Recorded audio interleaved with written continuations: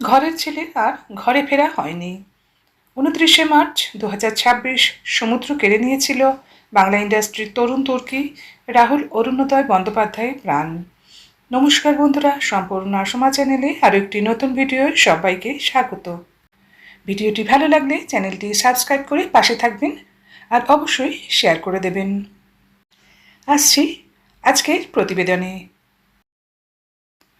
ভোলে বাবা পার করেগা শুটিং করতে গিয়েই সব শেষ হয়ে গিয়েছিল। ঘরের ছেলের আর ঘরে ফেরা হয়ে ওঠেনি। অভিনেতা সহজ কথা নামে একটি জনপ্রিয় শো পরিচালনা করতেন। সকলের মনে একটাই প্রশ্ন জাগছে, তাহলে এখন এই সহজ কথার ভবিষ্যৎ কি? বিজয়গড়ের তিনতলা আবাসনের সেই ঘরটা যেন রাহুলের হারানো বিষণ্ণতায় আচ্ছন্ন। তবে 20শে মে রবিবাসরীয় ছুটির দিনে যেন আবার নতুন করে প্রাণ সঞ্চার হলো সহজ কথার ওই ঘরটায়। ছেলে সহজকে নিয়ে আশার আলো দেখালেন রাহুল পত্নী প্রিয়াঙ্কা সরকার ও তাদের একমাত্র ছেলে সহজ। সেই ঘর, সেই সিট, সেই মানুষটাই আজ অতীত। তবে কি রাহুলের অপূর্ণ স্বপ্ন এবার সত্যি হবে? সেরকমই একটি ইঙ্গিতপূর্ণ পোস্ট দিলেন অভিনেত্রী প্রিয়াঙ্কা সরকার।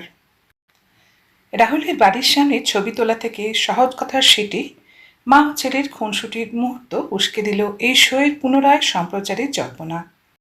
আর এই ভাবনা আরও জোরালো হয়েছে যেখানে প্রিয়ঙ্কার হাতে ধরা একটি বইয়ের মলাটে লেখা ইমোশন, যার বাংলা অর্থ আবেগ, অপরটিতে লেখা হোপ অর্থাৎ আশা।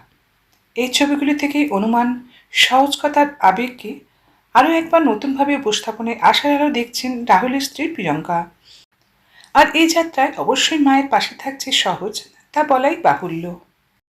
রাহুলের সঞ্চালনায় এই শোয়ের যে বিপুল জনপ্রিয়তা তা আজ আলাদা করে বলার অবকাশই রাখে না।